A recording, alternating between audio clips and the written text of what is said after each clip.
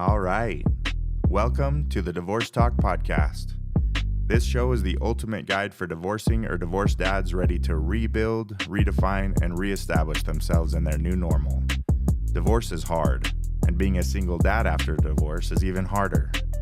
My name is Jared, and I'm the host of the show. I'm glad you're here, because I've been there where you are.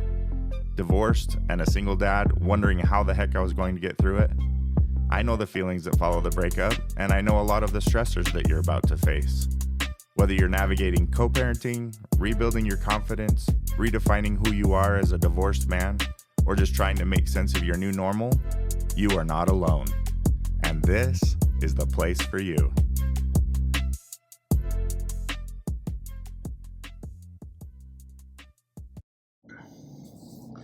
Hey, good morning. Actually, it's afternoon. It's almost 1 o'clock. I'm just getting ready to leave for work. Just pulled out of the neighborhood. Today, we are going to talk on the way to work because I don't have a really good podcast like studio set up in my house right now. And I've been moving things around and nothing even really looks super presentable. So I figured I would just do it in the car. The background of my car is probably better than anything else I got going on in my house. So anyway, today, I'm actually feeling really good today. I got probably close to 6 hours of sleep last night, which is about an hour and a half more than typical for me. So that was cool. And I woke up and I turned on a podcast. I was listening to a podcast while I got ready. This week, I wanted to talk a little bit about that. Once that divorce does happen, because last week we talked about like when you know, right? Once you've got that feeling and you're ready to move forward with it, there's a whole lot that comes next. So I'm fast forwarding through all that for this week's episode. And we're talking about once the divorce is done, now you're a divorced man, and you lose that title, right, of husband, and you lose that identity that you've had as a husband and as part of a couple or companionship. And everything's different now. Everything's different once you're divorced. So there's a few different things. Like in society, once you're divorced, some people are like, oh, and other people are like, cool, good to meet you. Like some people could care less. It's so common, unfortunately, that's kind of how it is. But on the flip side, that's kind of not a bad thing either, because you don't want people to treat you different. You don't want people to look down on you for it. For example, in my life, I grew up and am still LDS. And I remember growing up, as it was for everybody, not just in the LDS church, but divorce is a really, it's not good. It's like a frowned upon thing. You're not supposed to do it. And if you do it, you probably did something wrong. And, there's kind of like a negative stigma or label to it all. Nowadays, it's becoming way more common. And so that stigma that's so negative doesn't exist as much. Now it's more of a stigma that you're just one of the numbers now. You're a statistic, which isn't cool. Anyway, there's a lot of ways that you could take on the feelings of your new status, right? Good or bad. And here's the thing. I feel like if you were the one that initiated your divorce, there was probably a lot leading up to it, probably for a while, that made you want to be done and move on from the relationship. If you were not the one that initiated it, there's a chance that it caught you by surprise and you can't believe it, that it's happening to you, and your world just got turned upside down, and you literally don't know how to handle it, and you don't know how to cope. Maybe you don't know how to exist or how to be. I'm in a lot of Facebook groups for divorce and single parents and relationship stuff, and it seems like there's a very common theme of, and statistics prove this, that the women are the ones that generally are the ones filing for divorce. And so a lot of times it's the men that are caught off guard and whose world is turned upside down. And then we see when that happens, like you see your ex-spouse move on pretty quickly, and you're like, what the heck? Like, how could you be just fine? Like, how could you be okay through all this? And then in my personal experience, I was the one that initiated it, so I can speak to that side of it. How is it that one can move on quicker than the other? And it might seem, how can one move on so quickly in the process? Well, here's what it is. Here's what it was for me, at least. When you've given all you've got, and you are giving all you've got into a relationship, like, you're not able to think outside of that or beyond that. Like, you're not trying to. You're not doing that, right? You're focused on your marriage. You're trying everything to make your marriage better and happier. You're focusing on your spouse. You're focusing on your kids, work, whatever it is. Well, when you've come to that realization that it's time to be done, that starts the process in your brain, in your mind, and in your emotions of separating and moving on. So from the time you've decided, okay, I need to do this, to when you actually do it, that could be months, right? For a lot of people, that's like, okay, I know I need to do this. For me personally, it was like at the beginning of the year in 2022 when I was like, okay, it just feels like this is what I need to do. I wanted to make sure, though, that I wasn't like wrong about what I was doing, how I was perceiving the relationship. I wanted to make sure that I was not missing something, and then make a decision that I was gonna regret. And so then I chose to see a therapist, a counselor, and with that, I spent months talking with the counselor about everything, about my life, about how I was showing up, about how I was taking situations and responding and reacting, and things like that. So for me, I literally spent months before I decided to actually pull the trigger on the divorce and filing the paperwork.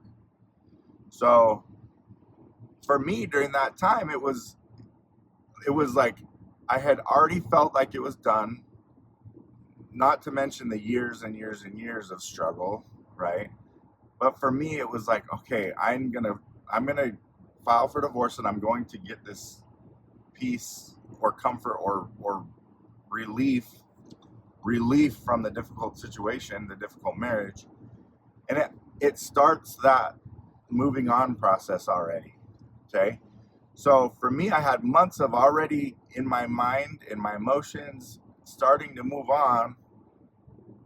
But then when it was time for me to file the paperwork and then tell my wife about it, it was more of a shock for her. Okay, and it caught her off guard, even though I feel like we had talked about it for a long time. Her response, she did not expect it. And so fast forward to 2 months later, our divorce was finalized. We just had like the mandatory 60-day waiting period, basically, because we had agreed on everything. We filed the paperwork. Nothing was contested, didn't need attorneys, none of that. So that was really fortunate. But once it was done, for me, it was like done. And I was like finally glad and ready. I'm not trying to make my ex feel bad about this, but I was like, I was done, and I was ready to move on and move forward. And I did not want to, hold on to this failed relationship any longer. So it was like a relief to be able to finally let go of it and move on. And then for me, I was ready to move on and date pretty quickly compared to what she thought I should do, and compared to what a lot of people do and most people do. And I'm not going to say I was right or wrong to do it, but for me, I felt ready. And there was nothing like, you meet people, and dating's funny, right? Dating is like, oh, when's the last time? When did you get divorced? How many kids do you have? Oh, why did you get divorced? It's like the same thing every time. It's the same set of questions once you meet somebody, especially once you've been through a divorce and you're, in your late 30s and then early 40s, you're getting into that time of life where anybody who's single or dating has probably been divorced, probably has kids. Like, we're all into this new category of people. And so it's the same set of questions. And so I actually met somebody after my divorce. So my ex-wife and I had split, and I think she had moved out in September, and divorce was done in October. I actually met somebody right after Thanksgiving. And after meeting this person and after Thanksgiving, like we started dating. We hung out. We got along really well. We got kind of involved pretty fast. But it was great. Everything was great. My ex-wife could not believe it that I was already dating somebody, that I was already moving on. And to each their own. Everybody deals with traumas and trials in their own way, and she couldn't believe that I was already dating and thought that I wasn't ready, I wasn't healed enough, I wasn't this or that. But I felt ready because I wasn't holding on to my past relationships. Issues from my past marriage weren't affecting me still. I literally was good. I was happy. I had, at that point, we'd moved out here to Utah. I was in a new place, working for myself at the time. Like, I honestly had no reason to sit and wallow in my divorce or in my previous 12 years of marriage. Like, for me, it did not make sense to just sit in that. It wasn't helping me any. I didn't need to, frankly. I had already been through months of counseling as I was, like, going through this. Months of therapy during the end of the marriage that maybe a lot of people do after their marriage, right? Or after their divorce. And so I was ready to go. And we don't need to get into specifics of my relationships or my divorce or whatever, but the principle of the matter is this. Once you get divorced, you're going to be in one of the camps of either, I can't believe this just happened to me, I'm broken and I need to heal, or I have been broken and I have been healing, and me initiating this divorce and going through this was me fixing and healing myself and my relationship, and now it's finally done and I'm finally free. And that was like the last part of what I needed for myself. Obviously, even if you've prepared for that, once you get divorced, then there's just the next stage of life. And once you are divorced, like we started talking about today, you've got a new identity. You lose a lot of friends, you lose your comfort of marriage and family, and you now might have 2 different households for your kids. You're going through all the things, but it does not mean that you cannot be happy. It does not mean that you cannot be healthy and that you cannot be ready for an emotional connection with somebody else. It does not mean you're not ready for, a new responsibility. And it does not mean that you have to wait. This is the part that bothers me the most. Some people they'll tell you, you've got to at least wait a year. Give it a year before you date. Okay, maybe that worked for you and maybe that mattered for you. That doesn't mean it's a blanket statement matters for everybody. Okay?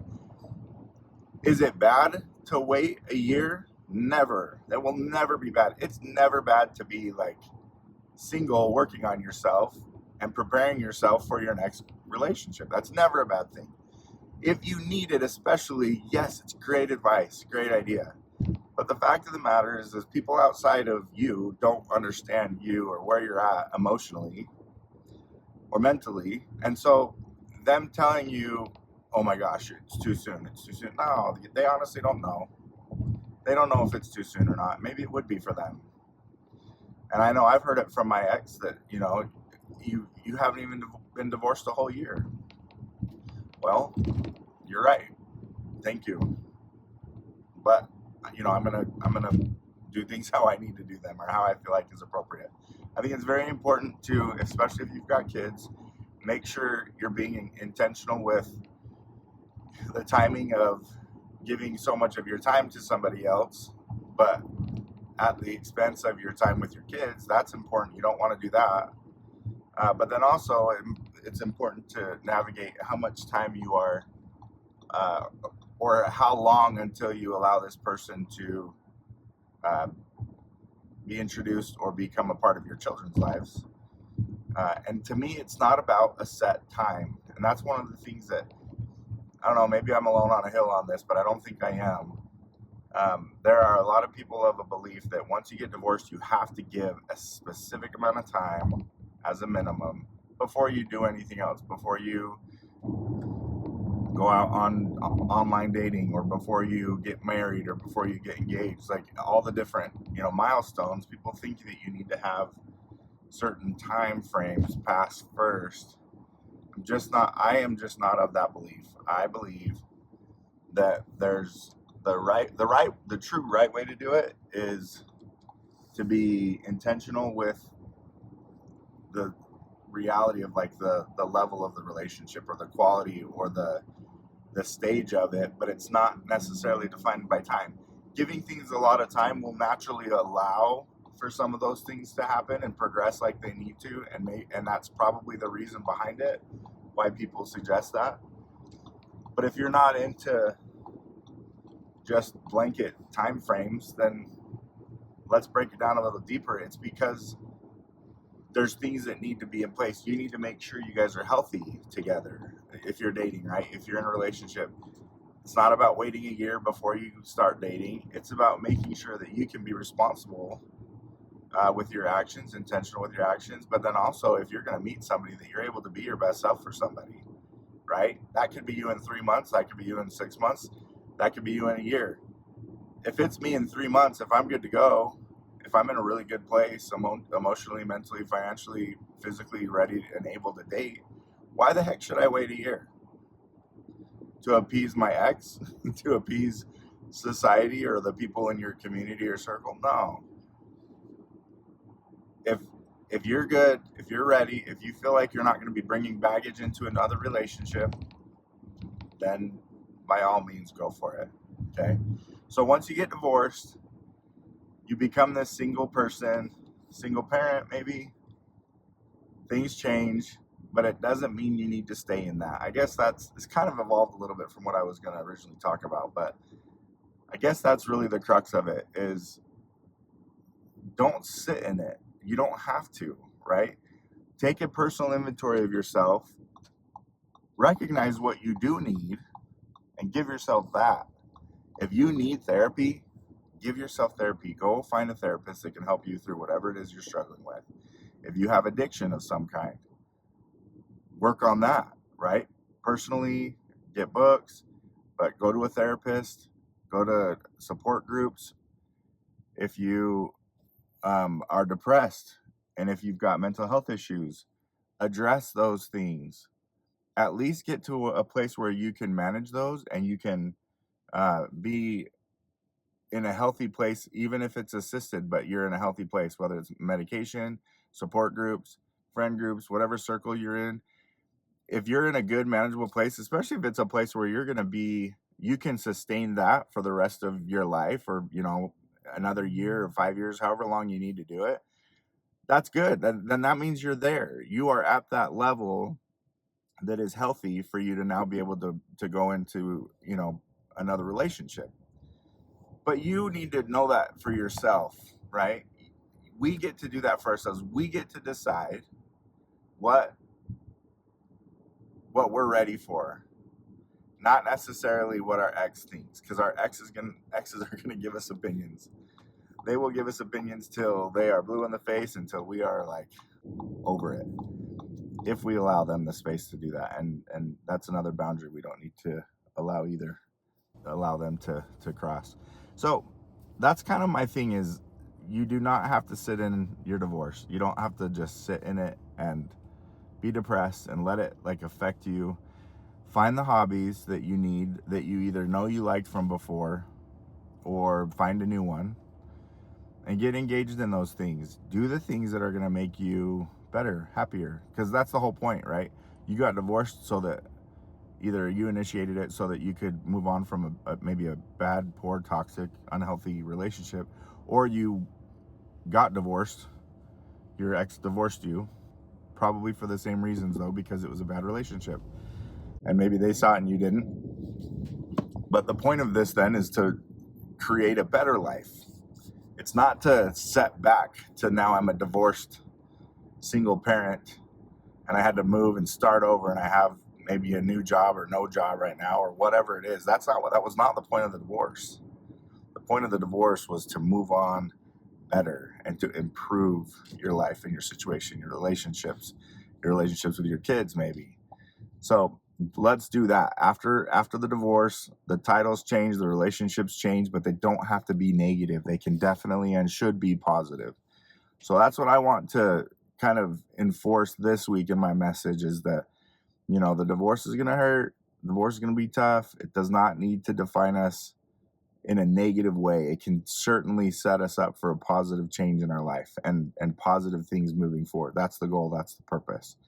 I hope that meant something to you guys. I hope you guys resonated in some way with it.